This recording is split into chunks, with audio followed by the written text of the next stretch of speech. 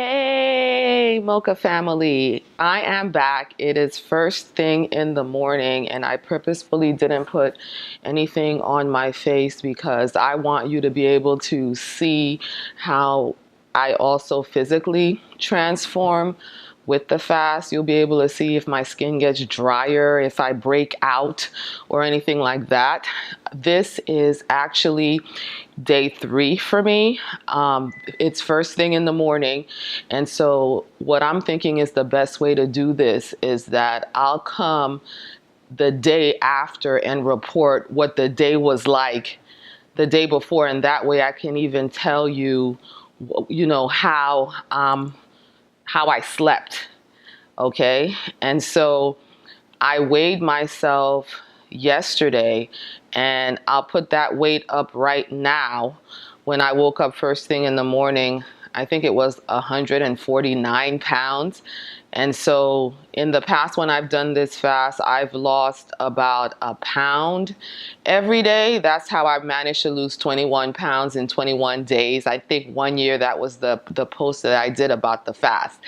And so let's get down to the nitty gritty about how I felt on my first full day. So the day I came and introduced the video was day 1, and the fast technically started at 7 o'clock. But for me, since I wanted to jump right into it, what that meant for the rest of my family is that, they had already had all of their meals, but whatever late evening things they would eat after 7 o'clock were done. There was nothing else. And so I wanted to do something a little bit differently because I usually don't eat after 7 o'clock anyway. So what I did was I just dropped down to one meal that first day. The only thing that I did differently was that I did have a latte because we had a late night service to go to with one of the families at my church. He's doing an at-home camp style worship Bible study meeting, and those go till about 10 at night or sometimes a little bit later. I'm not a night person, so I need some help. And so I did, since the fast didn't technically start until 7, allow myself to have a latte with extra espresso.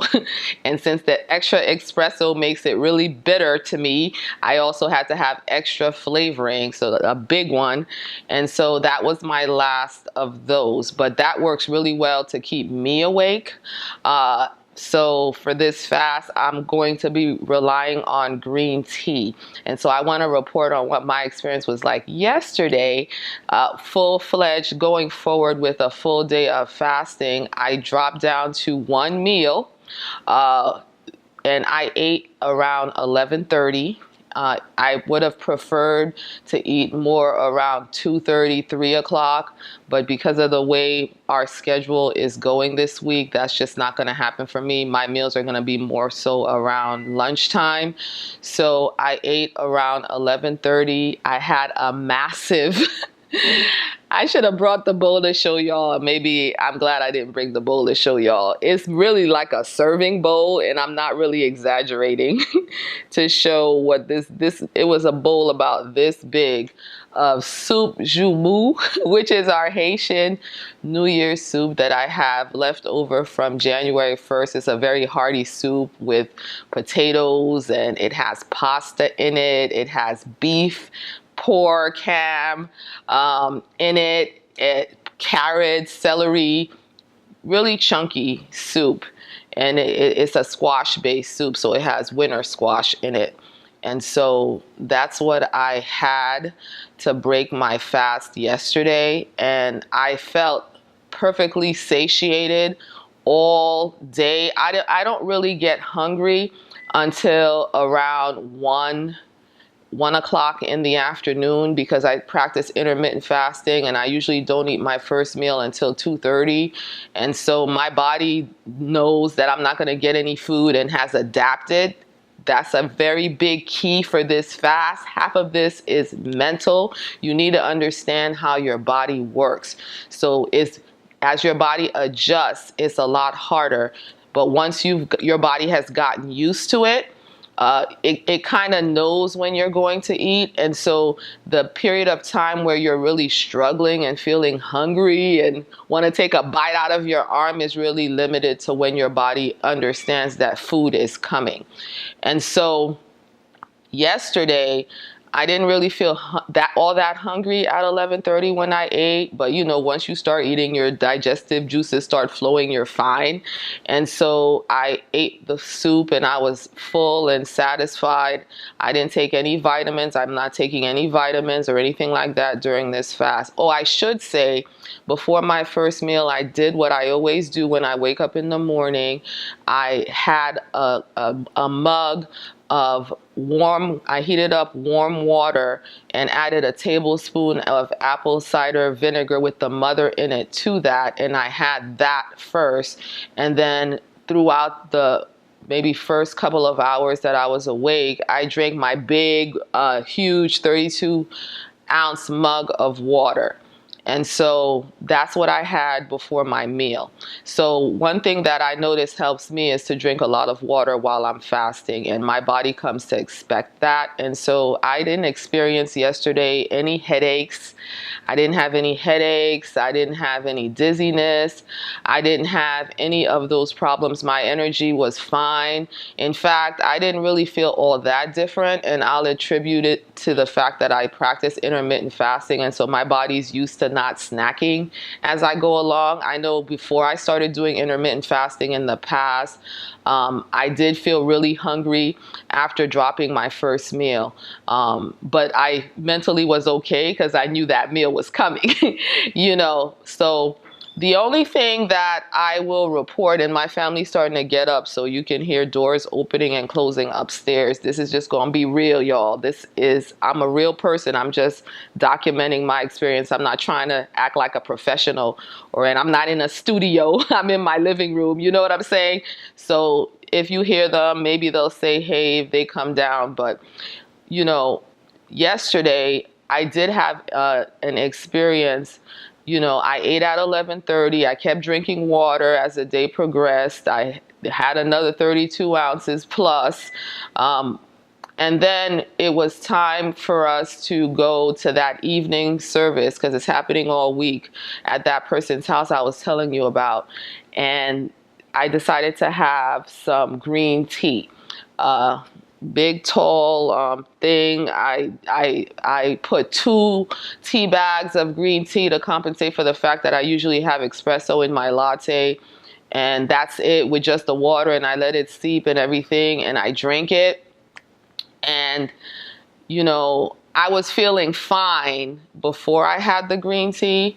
I would say about 20 minutes after I had the green tea, I started feeling really, really hungry, extremely hungry, to the extent that I felt like, oh no, I haven't had this feeling in a while.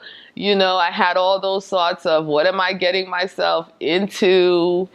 I don't know. This is going to be really bad when it's time for me to go 14 days without food. Am I going to be able to do it? But I kid you not. That feeling of extreme hunger, I didn't have hunger pains. I just felt really, really hungry, and I really, really, really that feeling where you're really, really famished and you really, really want to eat. What I sat there, I decided to do some digital art. I have this app on my phone, color by number. So I started doing that. I engaged in conversation with my family to kind of get my mind off of it. And I kid you not, within, I would say, an hour or less, that feeling passed. And so that's something you need to understand about hunger. It's a cue that your body sends. And it sends that cue for enough time to get your attention. But if you choose not to eat, that passes. So that feeling of, I'm starving, I want to eat, it was around for about an hour or less. And because I didn't eat, it passed. So for the rest of the night at the meeting, I had more water, we worshiped, We prayed, we did the Bible study.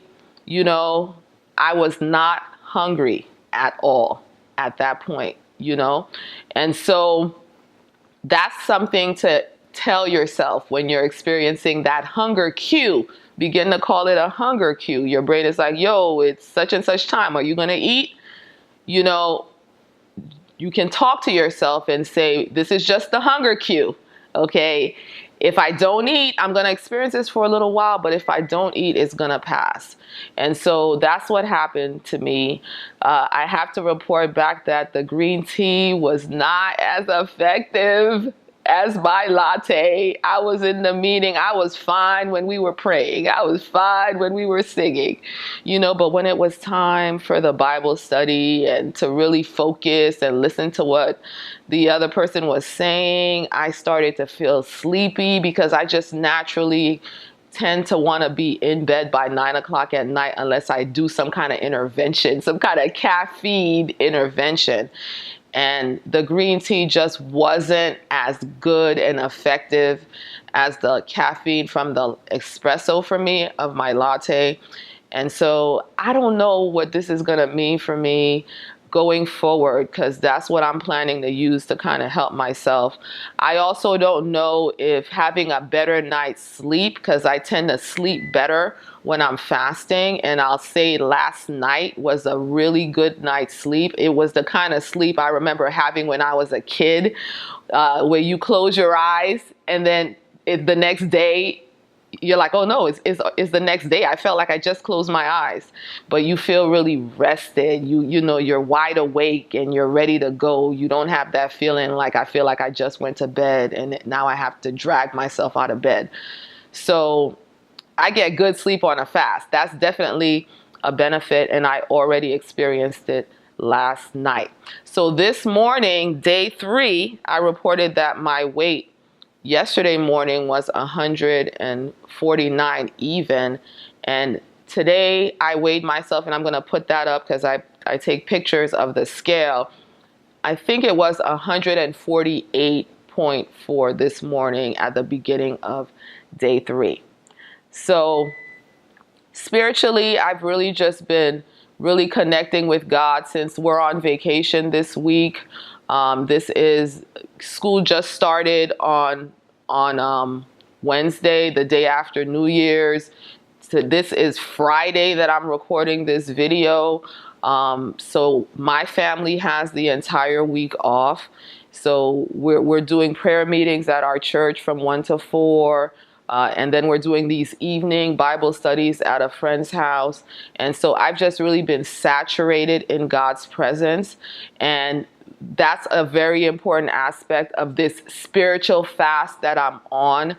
I feel like I need to have these periods of time during the year where I just saturate myself in God's presence. I feel that I need that because, you know, even though I'm trying to live, you know, an obedient life to God, I'm still in this culture. It still affects me. I don't get as much time to spend with the Lord as I would like. And when I force myself to come away and do things like that, like this, it's like really recharging my battery. It's like supercharging my power, you know, and I think it's really at the heart of what helps me to be able to stay the course when I'm not doing this. I mean, I have to live, I have to work, I have to teach my kids, I have to interact with people, I have to go out there and do the regular everyday living things that people do. I would love to be with the Lord like this all of the time. Since I can't, it's amazing the grace that God gives you to take the season that you devote to Him and allow it to pepper the rest of your year so that you're able to stand. And I would like to get to the point where I do this more than once a year, or I consecrate myself set myself apart, take that time more often, maybe not to this extent, because I may not have the availability to this extent, but it's definitely necessary. So Emotionally, I've experienced social media withdrawal. I've experienced screen time withdrawal. You know, what they used to call FOMO. What am I missing on social media? Fear of missing out. What am I missing? You know, I wonder what's going on. You know, it's an easy way to entertain myself. It's an easy way to veg. So these first couple of days, I'm feeling that, you know, I'm not doing what I used to do. And so I'm kind of feeling that pull. I enjoy watching Korean dramas when I'm vegging. I'm not seeing the more recent episodes, or I'm not continuing my binge of watching one that's already been uploaded. So I'm experiencing withdrawal from those things. But I find the more I press into other things that I haven't really been doing, because these other things have been sucking up my time. I painted another painting. That was wonderful and that was awesome.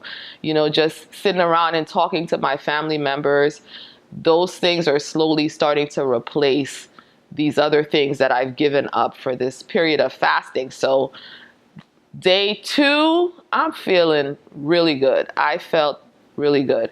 So I'll be back tomorrow to report on what this day that I am about to experience was like.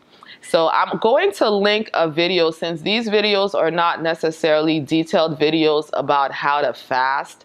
I'm going to be linking videos that help me. I love the Monroe series on fasting.